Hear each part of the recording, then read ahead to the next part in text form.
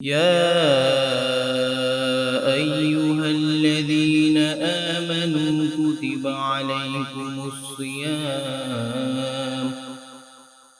عليكم الصيام كما كتب على الذين من قبلكم لعلكم تتقون. أعوذ بالله من الشيطان الرجيم. بسم الله الرحمن الرحيم. يسبح لله ما في السماوات وما في الأرض، له الملك وله الحمد وهو على كل شيء قدير. والذي خلقكم فمنكم كافر ومنكم مؤمن، والله بما تعملون بصير. خلق السماوات والأرض بالحق وصوركم فأحسن صوركم وإليه المصير. يعلم ما في السماوات والأرض ويعلم ما تسرون وما تعلنون،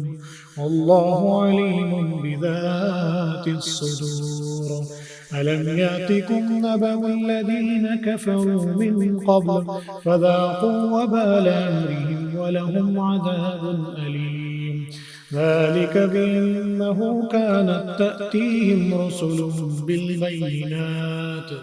بالبينات فقالوا وبشر يهدوننا فكفروا وتولوا واستغنى الله، والله غني حميد. زعم الذين كفروا أن لن يبعثوا، قل بلى وربي لتبعثن ثم لتنبؤن بما عملتم وذلك على الله يسير. فآمنوا بالله ورسوله والنور الذي أنزلنا، والله بما تعملون خبير. يوم يجمعكم ليوم الجمع، ذلك يوم التغابن. ومن يؤمن بالله ويعمل صالحا يكفر عنه سيئاته ويدخله جنات تجري من تحتها الأنهار خالدين فيها أبدا، ذلك الفوز العظيم. والذين كفروا وكذبوا بآياتنا أولئك أصحاب النار خالدين فيها وبئس المصير. صدق الله العظيم. بسم اللہ الرحمن الرحیم. آج ہماری 7ویں نشست ہے دورہ ترجمہ قرآن کی، اور آج کی اس نشست میں جس طرح سے پچھلی نشست میں بتایا گیا تھا کہ سورہ تغابن کے اوپر ہم گفتگو کریں گے، بات کریں گے، اجتماعی مطالعہ کریں گے. پارہ نمبر 28 تو اس سپارے میں آپ دیکھیے گا سورہ تغابن. یہ سورہ تغابن کا ترتیبی نمبر جو ہے وہ ہے 64. تو میرے خیال میں آپ میں سے ہر ایک کے سامنے سورہ تغابن موجود ہوگا، اس کا ترجمہ یا پھر اس کی تشریح اور تفسیر بھی. سورہ تغابن جو ہے یہ 2 رکوعات کے اوپر مشتمل صورت ہے، اور آج کی جو ہماری یہ نشست ہے اس میں ہم ان 2 رکوعات کے اوپر گفتگو کریں گے. امید ہے کہ آپ لوگ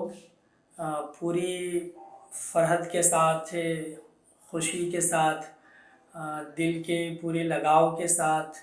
انہماک کے ساتھ، دل کی پوری الفت اور محبت کے ساتھ جو ہے وہ اس نشست کے اندر موجود ہوں گے. جس طرح پہلے بھی عرض سے میں نے کیا تھا کہ تھوڑا سا مشکل تو ہو جاتا ہے کہ رمضان کے مہینے کے اندر انسان کی روٹین بڑی سخت ہو جاتی ہے، چیزیں جو ہیں وہ اس قدر ہوتی ہیں، متواتر ہوتی ہیں، اور بہت سارے انسان کے نجی، گھریلو اور دیگر مصروفیات و معاملات ایسے ہوتے ہیں. لیکن چونکہ یہ مہینہ بنیادی طور پر ہے ہی قرآن کا مہینہ، تو اسے قرآن کے مہینے کے اندر قرآن سے ہمارا تعلق جو ہے وہ بہت زیادہ مضبوط اور طاقتور ہونا چاہیے. اور یہ طاقتور اور مضبوط جتنا ہوگا تو ہماری رہنمائی اور ہماری ہدایت کے لیے اتنا ہی زیادہ جو ہے وہ بہتر سامان موجود ہوگا. اچھا، یہ جو اجتماعی محفلیں ہوتی ہیں نا، یا اجتماعی جو کرنے کے کام ہوتے ہیں، تو بنیادی طور پر یقیناً اس کی ایک برکت اللہ رب العزت کی طرف سے رحمت، فیوز اور خیر، وہ ساری کی ساری چیزوں کا نزول تو ہوتا ہے، لیکن در حقیقت ان اجتماعی محفلوں کا بھی جو بنیادی مقصد ہوتا ہے وہ ہوتا ہے فرد، انسان کی اپنی ذات، انسان کے اپنے نفس کی اصلاح۔ تو یہ جو ہے اگر ہمارے پیش نظر نہ ہو اور ہم جو ہے اجتماعی محفلوں میں پے در پہ شریک ہوتے ہوں اور اپنے نفس کے لیے اس سے ہم اپنے آپ کے لیے، اپنی ذات کے لیے، اپنی اصلاح کے لیے ہم کچھ حاصل نہ کر پاتے ہوں، تو پھر ہمیں سوچنا چاہیے کہ ہم اس سے مجلس میں کیسے، کس طرح سے شریک ہوئے، کس نیت سے شریک ہوئے، کیوں کر ہم شریک ہوئے۔ تو ہم جو ہے بنیادی طور پر اللہ رب العزت کے ہاں بھی ہمارا جو معاملہ پیش ہوگا تو وہ فرداً ہی ہوگا۔ تو یہ جو اجتماعی تذکیر کی محفلیں ہوتی ہیں، جو اس طرح کے اجتماعی مجالس ہوتی ہیں، یہ اس وقت تک فروٹفل نہیں ہو سکتی، اس وقت تک مفید نہیں ہو سکتی کہ جب تک انسان خود اپنے ذات کی اصلاح کی جو ہے وہ کوشش نہ کرے۔ تو یہ جو دورہ ترجمہ قرآن ہے جو ہم اجتماعی طور پر کر رہے ہیں، تو لا محالہ اس کا یہ مطلب ہوا کہ ہمیں انفرادی طور پر اس قرآن عظیم الشان کے پیغام کو، اس کی دعوت کو سمجھنے کے لیے جستجو اور کوشش میں مستقل لگے رہنا چاہیے۔ ہم 1 سے زائد بار الحمدللہ رمضان میں قرآن ختم کرتے ہیں، اس کا ایک الگ ثواب ہے، لیکن ایک بات ہمارے ذہن میں یہ ہونی چاہیے کہ قرآن کا پڑھنا باعث ثواب تو ہے، باعث نجات نہیں ہے۔ باعث نجات کب ہوگا؟ کہ جب اس کے اوپر ہم عمل پیرا ہوں گے۔ تو رمضان ہمیں ایک اچھا موقع دیتا ہے، عربی ہماری مادری زبان نہیں ہے، ہم عربی اس طرح سے سمجھ نہیں پاتے، تو الحمدللہ دنیا کی شاید ہی اب کوئی ایسی زبان ہو کہ جس کے اندر اہل علم نے، اللہ رب العزت سے ڈرنے، خوف رکھنے والے لوگوں نے جو اس کے ترجمے نہ کیے ہوں۔ اردو میں بھی بے شمار تراجم جو ہے وہ موجود ہیں، تو آپ جس ترجمے کے حوالے سے آپ سمجھتے ہوں کہ اسے پڑھنا چاہیے، تو میری گزارش ہوگی کہ اسے ہم ضرور پڑھیں، اس ترجمے سے استفادہ کریں، اور پڑھنے کا مقصد یقیناً عمل ہونا چاہیے، اور پھر اس کے بعد جو اگلا مقصد ہے اس کی جانب لوگوں کو دعوت دینی ہونی چاہیے، اور اس کا جو اصل مقصد، جو بنیادی مقصد اور جو آخری جو اس کا انتہائی مقصد ہے وہ کہ اس کے نظام کو نافذ کرنے کی جستجو اور کوشش ہونی چاہیے۔ تو آج ہم جو اس دورہ اجتماعی قرآن کی اجتماعی مجلس اور محفل کے اندر موجود ہیں، تو یہ بھی ہمارے لیے بہت زیادہ جو ہے خیر و برکت کا ذریعہ اور سبب ہے، لیکن اگر اس کے نتیجے میں ہماری اپنی ذاتی اصلاح اور ہمارا نفس کا جو ہے وہ تزکیہ نہ ہو پائے، تو شاید ہم اس سے بھرپور طور پر استفادہ، اس کا مطلب ہے کہ ہم نے نہیں کیا۔ ابھی آپ نے سورہ تغابن کے پہلے رکوع کی تلاوت سننے کی سعادت حاصل کی ہوگی، اور جس طرح سے میں نے ابتدا میں بتایا ہے کہ یہ 2 رکوعات کے اوپر مشتمل صورت ہے۔ اس کے بارے میں مفسرین کرام کے درمیان کچھ اس کے زمانے نزول کے حوالے سے اختلاف ہے، کہ بعض کا کہنا ہے کہ شاید یہ مکی دور کے آخر کے اندر نازل ہوئی، اور بعض کہتے ہیں کہ یہ مدنی دور کی ابتدائی جو ہے وہ شروع میں نازل ہونے والی صورتوں میں سے ایک صورت ہے۔ تو خیر زیادہ روایات اور جمہور علماء کا یہ کہنا ہے کہ حضور علیہ الصلوۃ والسلام پر مدنی دور کے اندر جو ابتدا میں صورتیں نازل ہوئی ہیں، تو اس کے اندر جو ہے وہ یہ سورہ تغابن بھی جو ہے وہ شامل ہے۔ بعض لوگ یہ بھی کہتے ہیں کہ اس کی شروع کی کچھ آیات جو ہیں 1 سے لے کر 13 تک وہ مکی ہیں، اور بعد کی آیات جو ہے وہ مدنی ہیں، لیکن زیادہ روایات یہ ہے کہ یہ پوری صورت مدینہ منورہ ہی کی ابتدائی زندگی میں نازل ہوئی، اور اس کے اندر چونکہ مکی دور سے یہ متصل ہے، بالکل قریب ہے، تو اس کے اندر اچھا خاصا رنگ جو ہے وہ مکی دور کا بھی آپ کو جھلکتا ہوا نظر آئے گا۔ اس کے جو مضامین ہیں اس میں اللہ رب العزت نے کائنات کی نشانیوں کی جانب متوجہ کیا، انسان کو اس کے اپنے نفس کی جانب متوجہ کیا، اللہ رب العزت نے اپنی توحید اس کے اندر یاد دلائی، انسان کو بتایا کہ ان ساری چیزوں کا مقصد بالآخر یہ ہے کہ انسان کی آزمائش ہو، انسان اللہ رب العزت کی جانب پلٹایا جائے گا، وہاں پر اس کے نامہ اعمال کی جانچ پرکھ ہوگی،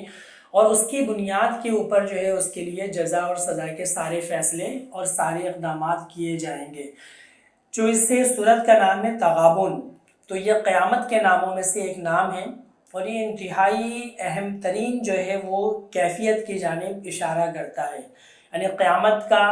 ہر نام جو ہے وہ قیامت کے کسی نہ کسی اہم پہلو کو اجاگر کرتا ہے۔ تو یہ جو تغابن کا لفظ ہے تو یہ بھی قیامت کے ایک انتہائی اہم پہلو کی جانب جو ہے متوجہ کرتا ہے اور بتاتا ہے کہ تغابن اصل میں ہے کیا۔ تو یوں سمجھ لیں کہ جب یہ لفظ آئے گا تو اس پر بھی ہم تھوڑی سی بات کریں گے۔ آپ یوں سمجھ لیجئے کہ تغابن کے لفظی معنی تو کوئی اس طرح سے ایک نہیں ہے کہ جس کے ذریعے سے اس کی جو ہے وہ صحیح ڈیفینیشن ہو سکے، اس کی جو ہے وہ صحیح سے جو ہے اس کو بتایا جا سکے، لیکن مختصراً ایک جملے میں اس کو یوں بیان کیا جا سکتا ہے کہ یوم التغابن سے مراد ایک ایسا دن ہے کہ جس دن بہت سارے آگے رہنے والے پیچھے ہو جائیں گے اور بہت سارے پیچھے رہنے والے آگے نکل جائیں گے۔ یعنی دنیا کے اندر بہت سارے وہ افراد تھے کہ جن کا کوئی شمار اور قطار ہی نہیں ہوتا تھا، وہ قیامت میں سربلندیوں پر فائز ہوں گے، اور دنیا میں وہ لوگ کہ جن کے نام کا ڈنکا بجا کرتا تھا، جو مشہور و معروف تھے، کروڑوں لوگ ان کے فینس تھے، ان کی سوشل آئی ڈی کے اوپر لاکھوں ان کے فالوورز تھے، تو وہ لوگ جو ہے اس یوم التغابن میں سب سے زیادہ پیچھے ہوں گے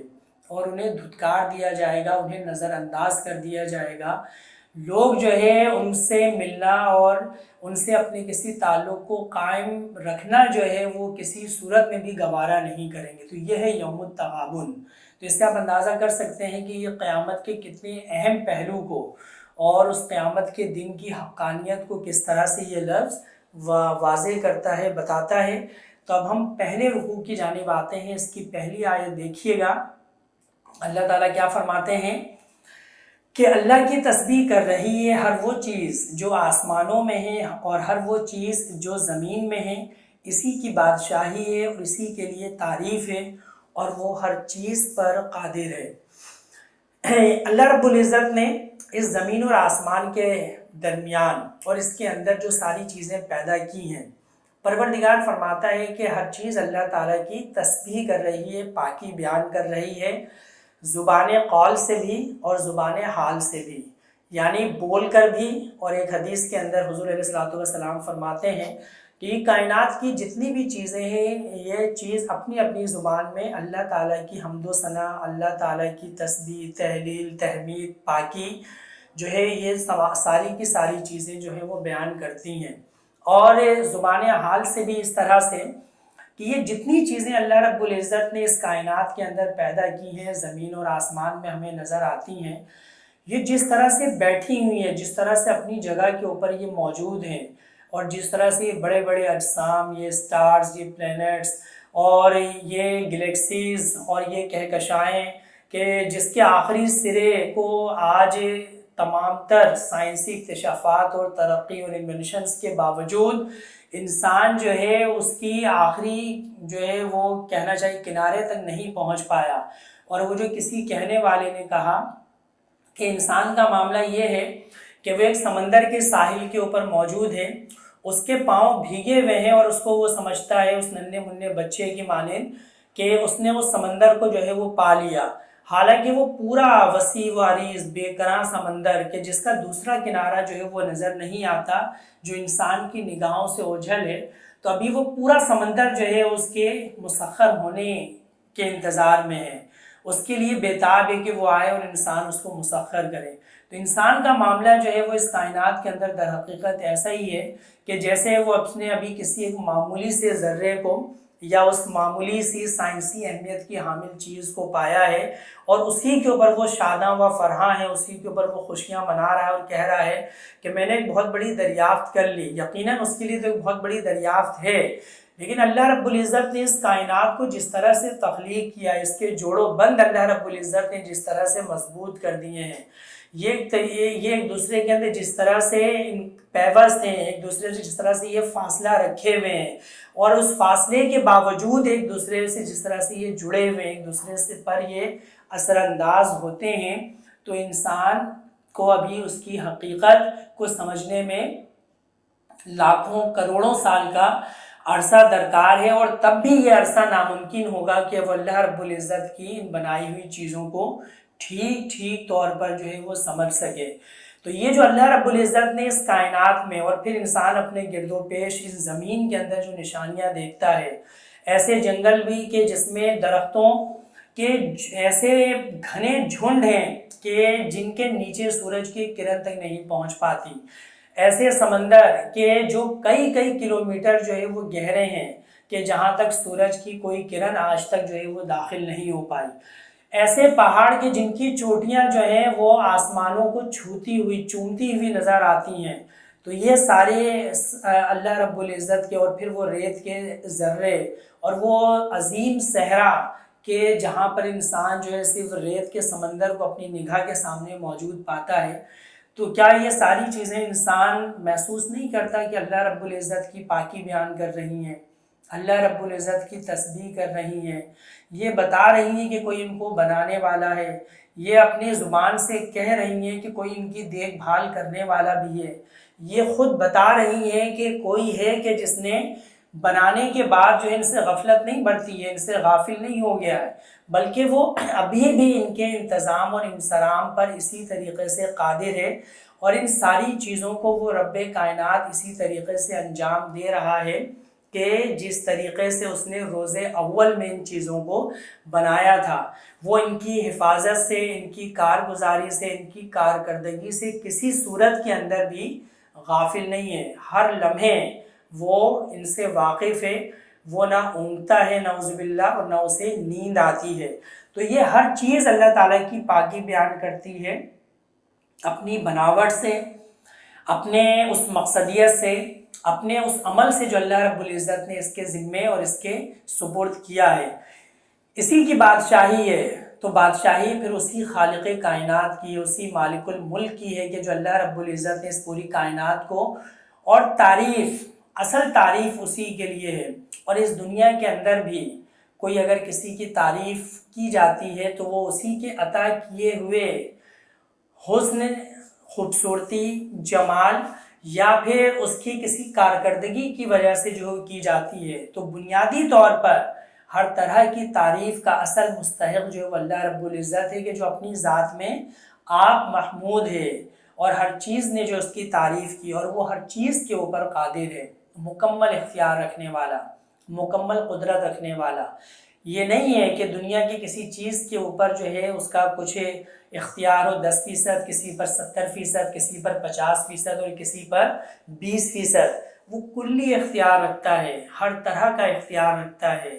ہر لحاظ سے اس کے اللہ رب العزت کو اس کے اوپر قدرت حاصل ہے، وہی ہے جس نے تم کو پیدا کیا انسان، پھر تم میں سے کوئی کافر ہے اور کوئی مومن، اور پھر تمہارا معاملہ یہ ہوا کہ تم میں سے کسی نے جو ہے اپنے اختیار سے، اپنی مرضی سے، کہ اللہ رب العزت نے اس کائنات کی ہر چیز کو تو پابند کیا ہے، ہر چیز اللہ تعالیٰ کی تسبیح بیان کر رہی ہے، لیکن یہ انسان ہے کہ جو انکار بھی کرتا ہے، یہ انسان ہے کہ جو اللہ رب العزت کی اس عطا کی گئی مرضی اور اختیار کو منفی کاموں کے اندر استعمال کرتا ہے، اور اس کے نتیجے میں انسانوں نے اپنی مرضی سے کفر اور مومنانہ روش کو جو ہے وہ اختیار کیا۔ نبی صلی اللہ علیہ وسلم ایک حدیث میں ارشاد فرماتے ہیں کہ اللہ رب العزت نے ہر فرد کو دین فطرت پر پیدا کیا ہے، لیکن یہ اس کا ماحول ہے، اس کے والدین ہیں کہ جو اس کو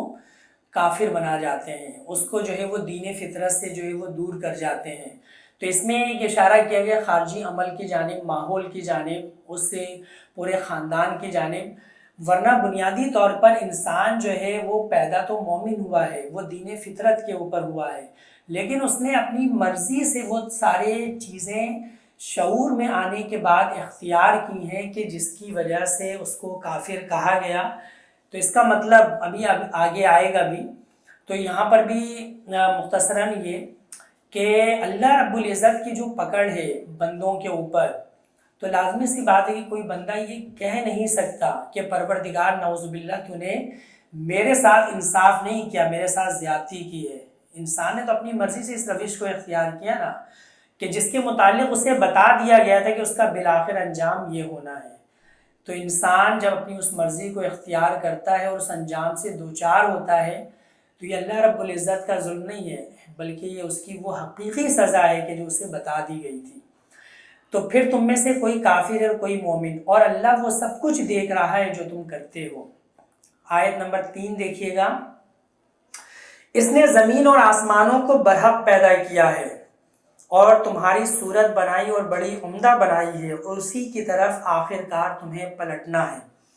یعنی زمین اور آسمان کو اللہ رب العزت نے عبث، نعوذ باللہ بکواس، نعوذ باللہ فضول اللہ رب العزت نے پیدا نہیں کیا کہ کوئی کائنات کا خدا تھا، کھیلی کھیل کے اندر، تماشے کے اندر، نعوذ باللہ دل لگی کے اندر جو ہے اس نے بس کہا کہ کچھ نیا ہو جائے، تو اس نے اس نیا ہونے کے چکر کے اندر جو اس کائنات کو پیدا کر ڈالا۔ ایسا نہیں ہے، یہ منضبط ہے، ایک ڈسپلنڈ پورا نظام ہے۔ اس کے اندر اللہ رب العزت نے جو ہے وہ حقانیت رکھی ہے، ہر چیز کو اپنے ٹھیک مقام کے اوپر رکھا ہے، اور حق کا مطلب یہ بھی ہے کہ اس کو کسی مقصد کی خاطر اللہ رب العزت نے جو ہے وہ پیدا کیا ہے ان آسمان اور زمین کو، اور تمہاری صورت بنائی اور بڑی عمدہ بنائی، تمہیں نقص سے اللہ رب العزت نے درست کیا۔ اچھا، اس صورت کے اندر، اس جسامت کے اندر اور اس جسم کے اندر جو ہے وہ ساری چیزیں بھی کہ جو انسان کے اعضاء کے، جو انسان کے جسم کے اندر موجود ہیں، شامل ہیں، اور ظاہر سے جو وہ نظر نہیں آتی ہیں، وہ ساری چیزیں بھی جو ہے وہ شامل ہیں کہ انسان کو اللہ رب العزت نے جو ہے وہ قوت ناطقہ، بولنے کے لیے ایک ایسی زبان عطا فرمائی کہ جب بولنے کے اوپر آتا ہے تو لمحے میں انسان کو، کسی انسانوں کے مجموعے کو رلا دے، انسانوں کے مجموعے کو ہنسا دے۔ انسان کو اللہ رب العزت نے یہ جو حواس خمسہ، 5 جو سینسز دیے ہیں، قوت ناطقہ ہے، یہ جو قوت حاسہ ہے، یہ جو قوت شامہ ہے، یہ جو قوت باصرہ ہے، یہ جو قوت سامعہ ہے، یعنی جو 5 سینسز ہیں، تو دنیا کے اندر کون سی ایسی اور مخلوق ہے کہ جس کے اندر یہ 5 سینسز اسی طرح سے کام کرتے ہوں؟ تو کیا ہے وہ اللہ رب العزت، اس کی وہ کاریگری، اس کی یہ تخلیق، اس کائنات کی ہر چیز کو اللہ رب العزت نے کلمہ کن کہہ کر پیدا کیا، کن ہو جا، فیکن، پس وہ چیز تیار ہو گئی۔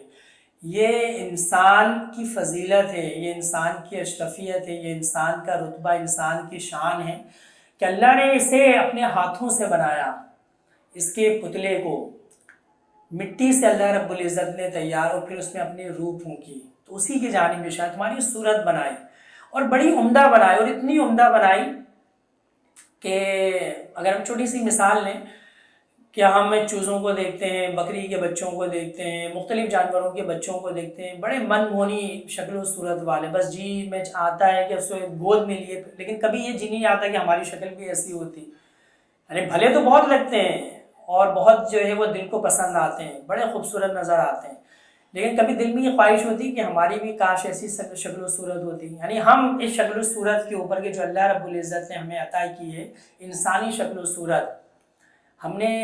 اس کو جو ہے مکمل طور پر قبول کیا، ہماری جبلت میں، ہماری فطرت کے اندر، تو واقعتاً اللہ تعالیٰ نے صورت بنائی، بڑی عمدہ بنائی، بڑی بہترین یہ شکل و صورت بنائی، اور اس کے اندر جو طاقتیں، جو حواس دیے، اور پھر اس سے ہٹ کر اللہ رب العزت نے جو عقل سلیم کی دولت سے انسان کو نوازا کہ دنیا اور اس کائنات کی چیزوں کو مسخر کرے، اپنے رب تک پہنچنے کا ذریعہ اور راستہ اس کے ذریعے سے جو وہ تلاش کرے، اور اسی کی طرف آخر کار تمہیں پلٹنا ہے۔ تو یہ ساری چیزیں جو اس کائنات میں، زمین و آسمان میں تمہیں نظر آتی ہیں، اور خود تمہارے اپنے جسم کے اندر جو اللہ رب العزت کی نشانیاں ہیں، تو کیا تم سمجھتے ہو کہ یہ ساری چیزیں اللہ رب العزت نے بس ایک کھیل اور تماشے کے طور پر دے دی ہیں؟ تمہیں بالآخر پلٹنا اسی رب کی جانب ہے۔ اور کیوں پلٹنا ہے؟ قرآن کی مختلف آیات کے اندر اس کا جواب موجود ہے کہ اپنے بتائے گئے ایک ایک لمحے کے باعث پرس کے لیے، اپنے زندگی کا جواب دینے کے لیے، اپنی زندگی کی مقصدیت کی وضاحت کے لیے، بتانے کے لیے کہ اللہ رب العزت میں اس طرح سے بسر کر کے آیا۔ زمین، آگے دیکھیے گا آیت نمبر 4،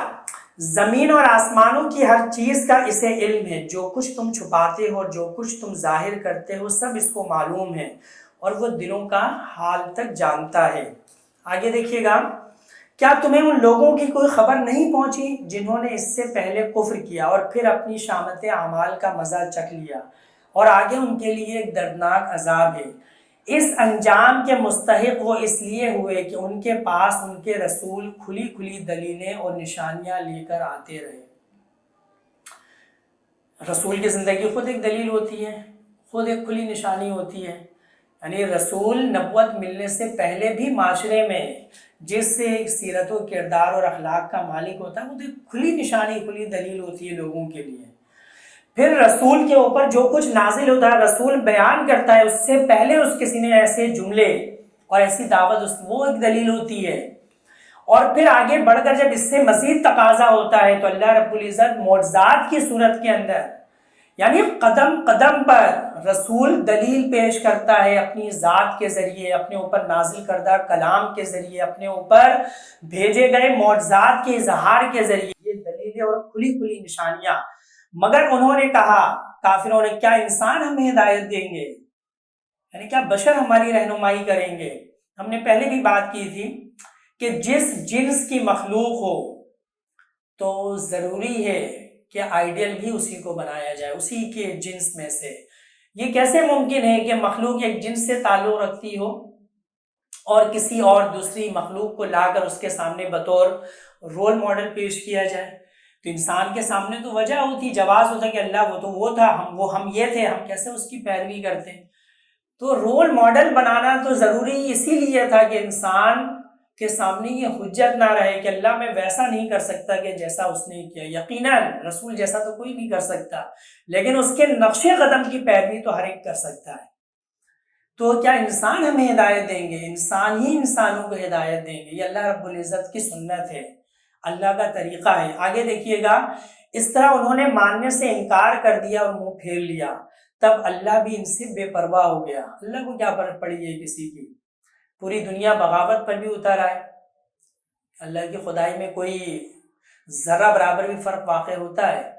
پوری دنیا اس کی اطاعت پر اتر آئے تو اللہ تعالیٰ کی خدائی کیا بڑھ جاتی ہے اس کے نتیجے میں؟ وہ تو بے پرواہ ہو گیا. اور اللہ تو ہی بے نیاز اور اپنی ذات میں آپ محمود، کوئی اس کی حمد و ثنا بیان کرے نہ کرے، کائنات کی ہر چیز اس کی پاکی بیان کرتی ہے. وہ خود تعریف شدہ ہے، اس کو کسی کی تعریف کی ضرورت نہیں ہے. آگے دیکھیے گا آیت نمبر 7، منکرین نے بڑے دعوے سے کہا کہ وہ مرنے کے بعد ہرگز دوبارہ نہ اٹھائے جائیں گے. ان سے کہو نہیں، میرے رب کی قسم تم ضرور اٹھائے جاؤ گے. دیکھیے جو دلیلیں ہی دیتے ہیں نا قیامت کے انکار کی، خود دلیل ان کے پاس بھی نہیں ہے. یعنی آج تک مجھے بتائیے کیا ٹھوس چیز انہوں نے پیش کی صرف سوائے اس کے کہ پردے میں چھپی ہوئی چیز ہے. اور اس کے مقابلے میں رسولوں نے جو ٹھوس چیز پیش کی تو خود انسان کی عقل تسلیم کرتی کہ نہیں، جب یہ معاملات ہیں تو پھر تو قیامت ہونی چاہیے. میں یہاں پر مختصراً ایک ہندو ڈاکٹر، مجھے ذہن سے میں جو ہے ان کا نام محو ہو گیا، وہ مسلمان ہوئے، تو انہوں نے اپنے اسلام لانے کا قصہ بیان کیا. انہوں نے کہا کہ میں تو ایک پان فروش کوئی مسلمان تھا ہندوستان میں، تو میں تو اس کی بات اس کی دلیل سن کر جو ہے میں مسلمان ہوا. تو کہنے لگے میں ڈاکٹر ذاکر نائک سے بھی ملا، بڑے بڑے مسلمان علماء سے، فلاسفر، لیکن کوئی مجھے مطمئن نہیں کر پایا. تو ایک دفعہ جو ہے میں وہاں پر پان لے رہا تھا تو اس مسلمان سے گفتگو ہونے لگی، پرانی الیگ سلیگ تھی، تو کوئی بات چیت چل نکلی. میں نے ہی گفتگو کا آغاز کیا اور کہا کہ بھائی مسلمان تو آخرت کے بارے میں، قیامت کے بارے میں یہ دلیل رکھتے ہیں، یہ چیزیں رکھتے ہیں. اس نے کہا کہ ڈاکٹر صاحب چلے سب کچھ چھوڑیں، دیکھیں ایک آپ کا عقیدہ ایک میرا عقیدہ. اچھا اسلام جو دعوت پیش کرتا ہے آپ بتائیے اس میں غلط کیا ہے؟ یعنی اسلام جو ہے جیسے اخلاق حسنہ کی تعلیم دیتا ہے اور جس طرح سے انسان سیرت و کردار کے اندر جو ہے وہ بہتری پیدا کرنے کے لیے ایک جو پیغام زندگی جو اسلام دیتا ہے اس میں غلط تو کچھ بھی نظر نہیں آتا نا. یعنی دنیا میں آج تک کسی نے اس کو غلط ثابت نہیں کیا. مسئلہ ہے قیامت کا. چلیں ڈاکٹر صاحب ایک آپ کا نظریہ ہے، ایک آپ کا عقیدہ ہے، ایک میرا عقیدہ ہے کہ میرا نظریہ، لیکن ڈاکٹر صاحب چلیں ہم دونوں مر جاتے ہیں. میرے عقیدے کے مطابق قیامت آئے گی تو میں اس عقیدے کے ساتھ رخصت ہوں گا تو میرا بیڑا تو پار ہے کہ قیامت آئے گی، میں نے اس کے لیے تیاری کی. آپ مرے، آپ دنیا سے رخصت ہیں، آپ کے عقیدے کے مطابق کوئی قیامت نہیں ہے. تو ڈاکٹر صاحب آپ مجھے یہ بتائیے کہ چلیں اگر میرے عقیدے کے مطابق آپ کے عقیدے کے مطابق قیامت نہیں بھی آئی تو میرا اس میں کیا نقصان ہے؟ اور اگر میرے عقیدے کے مطابق جو ہے وہ قیامت آ گئی تو ڈاکٹر صاحب اس میں تو میرا فائدہ ہی فائدہ ہے، لیکن آپ جو اس قیامت کو تسلیم نہیں کرتے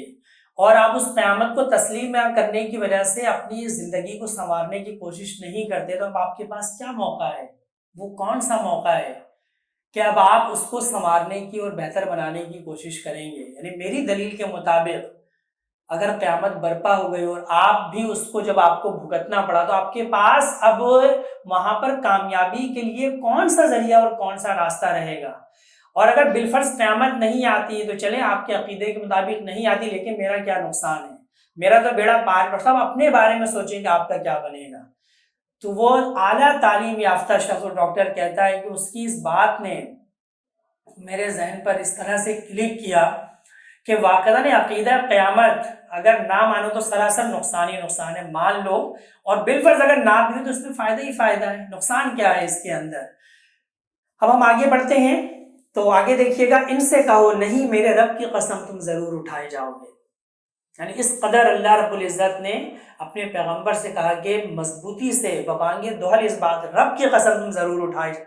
پھر ضرور تمہیں بتایا جائے گا کہ تم نے دنیا میں کیا کچھ کیا ہے. اور ایسا کرنا اللہ کے لیے بہت آسان ہے، اللہ کے لیے مشکل ہے. یعنی جب تم نیز تھے تو اس نے ہست کیا، یعنی جب تم عدم میں تھے اس نے تمہیں وجود بخشا. تو اب جو کچھ تم دنیا کے اندر کر رہے ہو، یعنی آج جو یہ لائیو سیشن چل رہا ہے، یہ جو 40-45 منٹ کی ریکارڈنگ ہے، تم ایک چھوٹی سی USB کے اندر اس سے جو ہے دھات کے ایک معمولی سے ٹکڑے کے اندر جو ہے تم گھنٹوں کی جو ہے وہ CDs اور ویڈیو اور اس کے اندر جو ہے وہ پورا منظر نامہ جو ہے وہ تم مقید کر لیتے ہو، اس کے اندر تم پورا جو ہے وہ ڈراماٹائز کر دیتے ہو، اس کی پوری فلم بنا دیتے ہو. تو یہ جو اپنے عقل سے کام لے کر یہ چیز کرتے ہو تو وہ جو مالک الملک ہے تو اس کے لیے کیا مشکل ہے، اس کے لیے تو بہت آسان ہے. وہ تو ریت کے ایک ایک ذرے کو تمہارے لیے ایک ریکارڈر بنا دے، تمہاری پوری دنیا کی ویڈیو اس کے اندر جو وہ ثبت ہو جائے. اور جو ریت کا ذرہ اللہ رب العزت کے حضور کھڑے ہو کر جب تمہارے اس پورے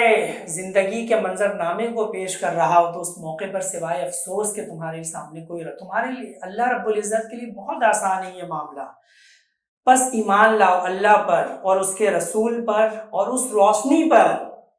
اللہ رسول قرآن، اس روشنی پر جو ہم نے نازل کی ہے. جو کچھ تم کرتے ہو اللہ اس سے باخبر ہے. اس کا پتہ تمہیں اس روز چل جائے گا جب اجتماع کے دن وہ تم سب کو اکٹھا کرے گا. قیامت کے دن وہ دن ہوگا ایک دوسرے کے مقابلے میں لوگوں کی ہار جیت کا. یوم التغابن، قیامت کا ایک نام، قیامت کی ایک زبردست شناخت اور پہچان. انتہائی عزیز دوستوں اور ساتھیوں،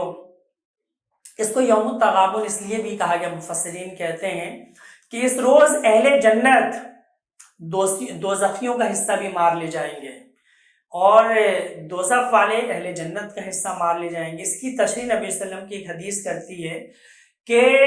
جنتیوں کو جہنم میں ان کا وہ مقام دکھایا جائے گا کہ اگر کہا جائے گا کہ دیکھو اگر تم نے اس غلط راستے کو اختیار کیا ہوتا تو آج تم اس جگہ ہوتے. اور اسی طریقے سے جہنمیوں کو جنت میں ان کا وہ مقام دکھایا جائے گا کہ جہاں پر وہ مقیم ہوتے نیک عمل کرنے کے بعد، اور کہا جائے گا کہ یہ وہ جگہ تھی کہ جہاں پر تم آتے اگر ایمان اور عمل صالح کی روش اختیار کرتے. اور یہ عمل اس لیے کیا جائے گا کہ ایک کی شکر گزاری میں اور دوسرے کی حسرت کے اندر جو وہ اضافہ ہو. یہ ہے یوم التغابن، یعنی دونوں ایک دوسرے کا حق اور حصہ ماریں گے. انتہائی عزیز بھائیوں اور انتہائی محترم جو ہے وہ شرکا اور بہنوں، دیکھیں اس کے اندر ایک اور حدیث اس کی تشریح کرتی ہے. اچھا، آخرت کی جو مارکیٹ ہے نا، آخرت کو جو بازار، اس میں درہم و دینار تو ہوں گے نہیں. اس کے اندر کس طرح خریداری ہوگی، کس طرح معاملات طے ہوں گے؟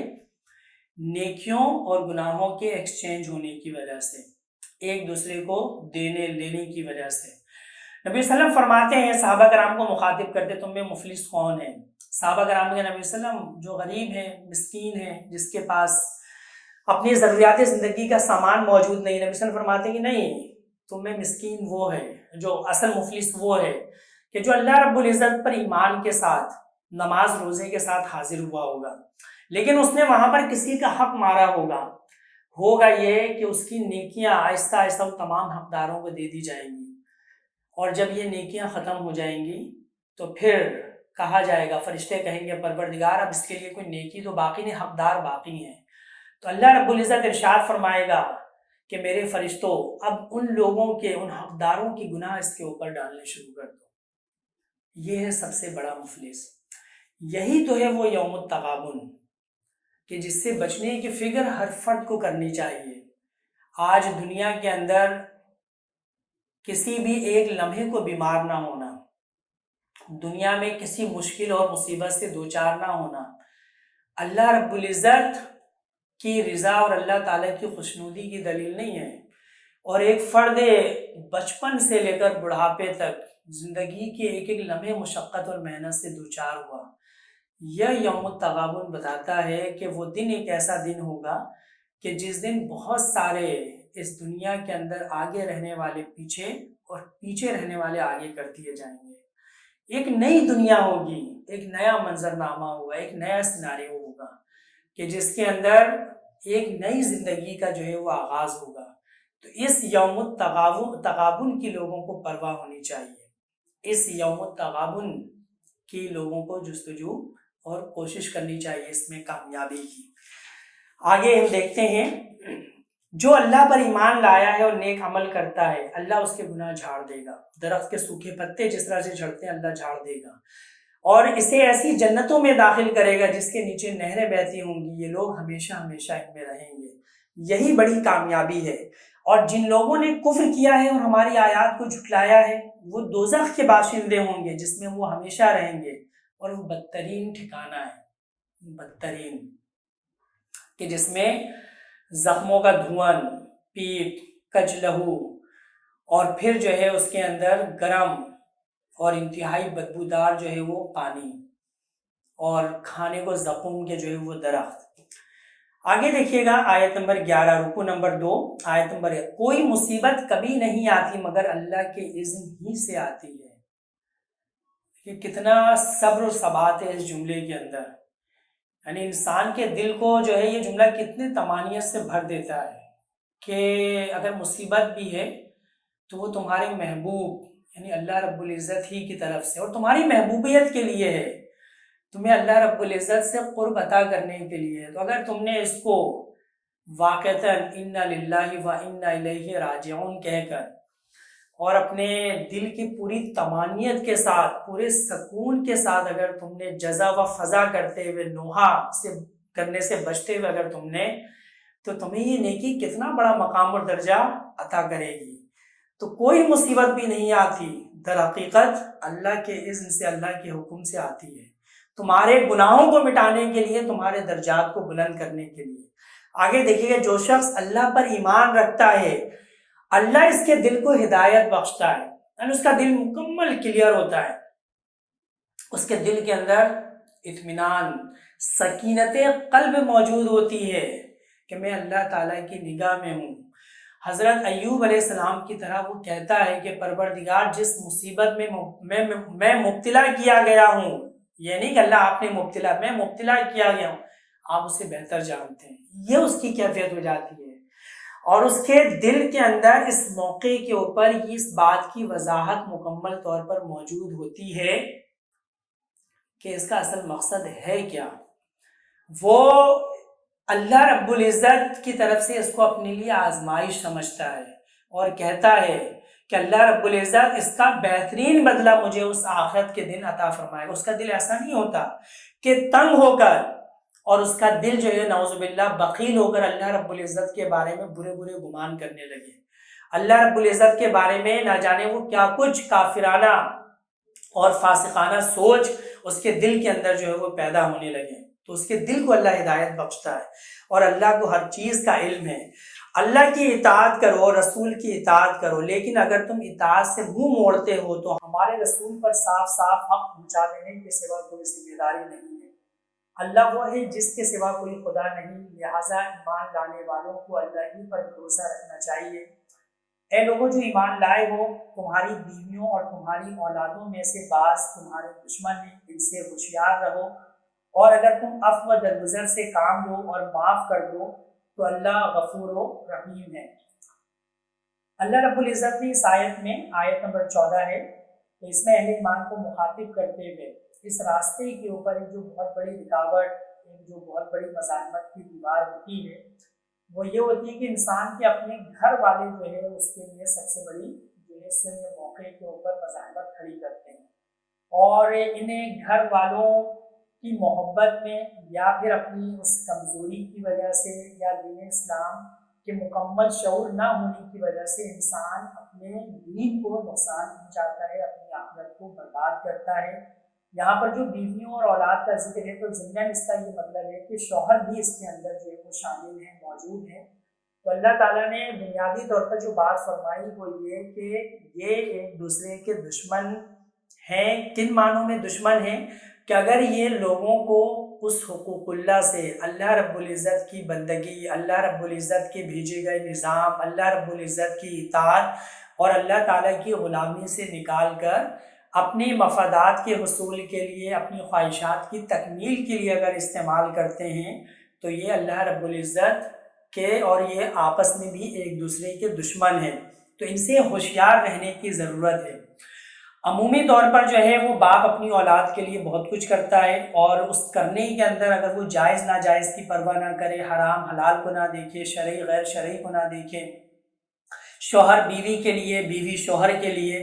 اور پھر اسی طریقے سے جو ہے وہ ایک لنگوٹیا یار اپنی جگری یار کے لیے، نبی صلی اللہ علیہ وسلم ایک حدیث میں فرماتے ہیں کہ تم میں سب سے زیادہ بدترین آدمی وہ ہے کہ جو دوسروں کی دنیا بنانے کی خاطر اپنی آخرت بگاڑ لے۔ تو یہ حدیث دیکھیں کس قدر متنبع کرنے والی ہے کہ انسان کو کبھی بھی ایسا نہیں کرنا چاہیے کہ وہ دوسروں کی دنیا بنانے کے لیے اپنی آخرت کو بگاڑ لے، اپنی آخرت کو وہ فراموش کر دے۔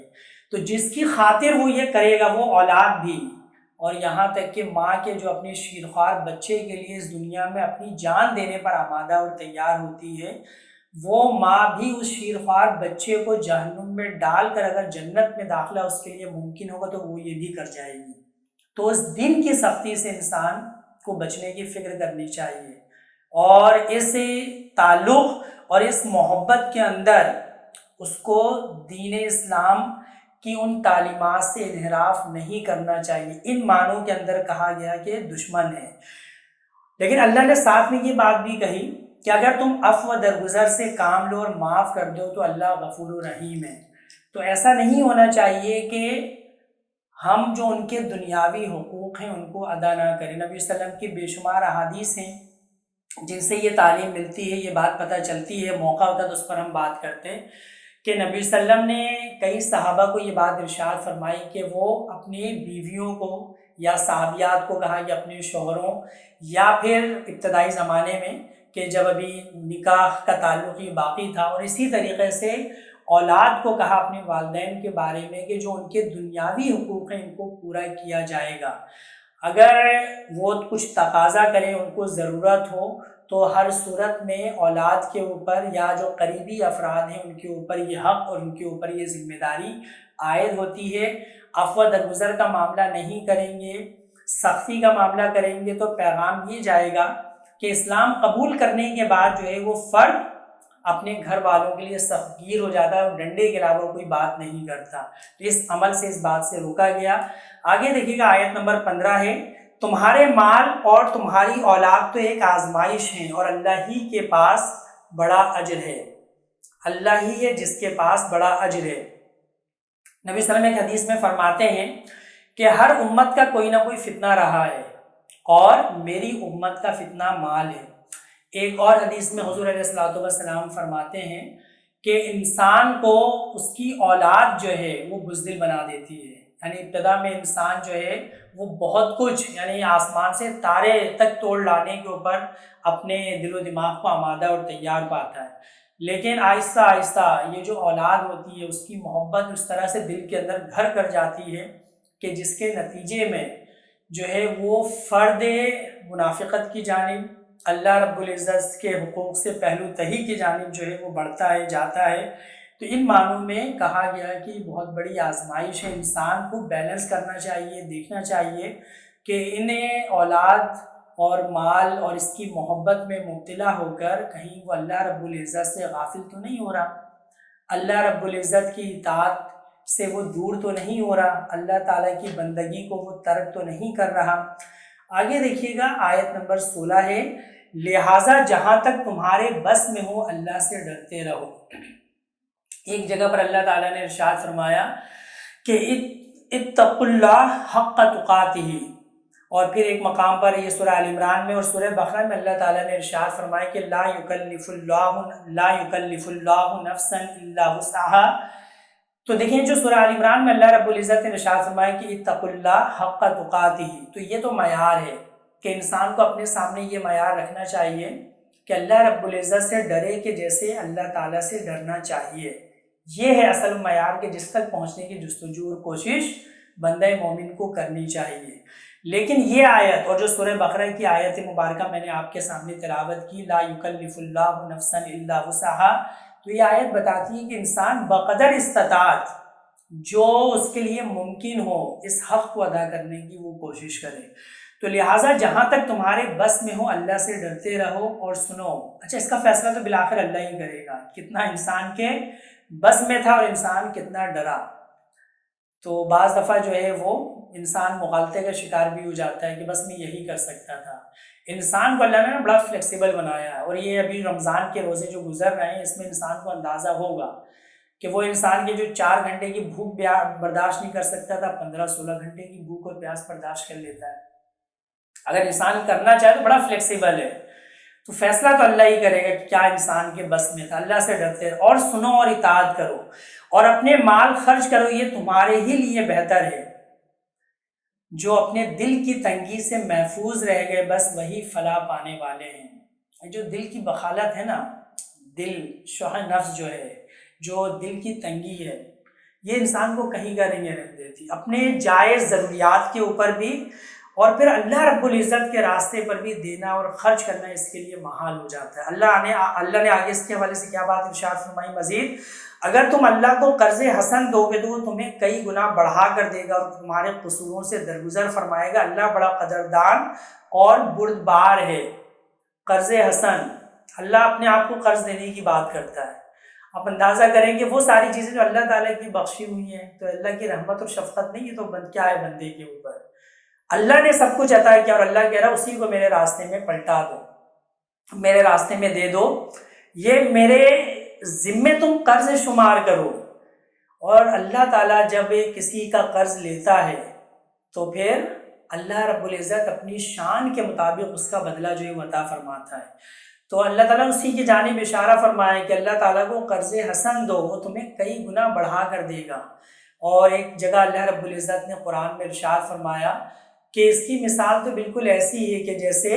جو ہے وہ 7 بالیں اور 7 شاخیں نکلیں اور اس کے اندر 100 دانے ہوں اللہ رب العزت کے راستے میں خرچ کرنے کی مثال، کہ اللہ رب العزت 700 گنا اس کا جو ہے وہ اجر جو ہے وہ عطا فرماتا ہے۔ تو انتہائی محترم شرکا، اس معاملے کے اندر انسان بعض دفعہ جو ہے وہ گمان کرتا ہے، یہ خیال کرتا ہے کہ وہ دے گا تو کہاں سے اس کی ضرورت پوری ہوگی۔ اس کو یہ سوچنا چاہیے کہ شاید 500 روپے اس نے اللہ رب العزت کے راستے میں خرچ کیے تو شاید 5000 کی کسی مصیبت سے اس کو چھٹکارا مل گیا۔ اس نے اللہ رب العزت کے راستے میں 1000 روپے خرچ کیے تو شاید 50,000 روپے کے کسی نقصان سے اللہ رب العزت نے اسے محفوظ کر لیا۔ اس کا یقین، اس کا ایمان اس پر ہونا چاہیے۔ اور یہ ویسے بھی رمضان کا مہینہ ہمدردی کا، مساوات کا، غم گساری کا مہینہ ہے۔ انسان اس دکھ اور اس تکلیف کو بھوک پیاس کی حالت میں زیادہ محسوس کرتا ہے۔ اسے اپنی جیب سے انفاق کرنا چاہیے، اسے بتانا چاہیے، اپنے معاشرے، اپنے قریبی افراد، رشتہ داروں، دوستوں، احباب، جاننے والوں میں اسے دیکھنا چاہیے کہ کون لوگ ہیں کہ جو اس موقع کے اوپر مستحق ہیں، یعنی جو فرض صدقات ہیں، زکوٰۃ وہ بھی، اور جو صدقات نافلہ ہیں وہ بھی، وہ اللہ رب العزت کے راستے میں۔ اور یقین رکھیے اس بات کے اوپر کہ اللہ آپ کے خرچ کیے ہوئے کو ضائع جانے نہیں دے گا، اور اس کا اتنا خوبصورت اور بہترین بدلہ دنیا میں بھی کہ آپ کے وہم و گمان میں نہیں ہوگا، اور آخرت میں کہ آپ کی آنکھیں کھلی کی کھلی رہ جائیں گی کہ اللہ رب العزت نے اس صدقے اور اس جو ہے وہ خرچ کا بدلہ یہ اللہ رب العزت نے عطا فرمایا۔ اور اللہ فرماتا اللہ بڑا قدردان اور بردبار ہے، یعنی تم جو کچھ کرو گے اللہ کو قدردان پاؤ گے۔ معمولی نیکی کو بھی اللہ رب العزت ضائع نہیں جانے دیتا۔ حاضر اور غائب ہر چیز کو جانتا ہے، زبردست اور دانا ہے۔ انتہائی محترم شرکا، اب ہمارا یہ سورہ تغابن آج 7ویں نشست تھی، تو الحمدللہ اس سورہ تغابن کا اس میں اختتام ہوا۔ اب جو ہماری 8ویں نشست ہوگی تو اس 8ویں نشست میں انشاءاللہ تعالی ہم سورۃ الاحزاب، تو سورۃ الاحزاب کے اوپر ہم بات کریں گے. اس کے 9 رکوعات ہیں اور وہ پورے کے پورے اسی ایک نشست کے اندر انشاءاللہ تعالی ہم ختم کریں گے، جو ہمارا ایک شیڈول بنا ہے اس کے مطابق. تو کوشش کیجیے گا جو سورۃ الاحزاب ہے اس کو اچھی طرح سے آپ لوگ پڑھ لیجئے، اس کا ترجمہ تشریح کو بھی دیکھ لیں، تو انشاءاللہ اجتماعی مطالعے میں ہمیں اس کا مزید فائدہ حاصل ہوگا. اگلی نشست تک کے لیے اجازت دیجیے. اللہ تعالی ہمارا حامی و ناصر ہو. السلام علیکم ورحمۃ اللہ وبرکاتہ.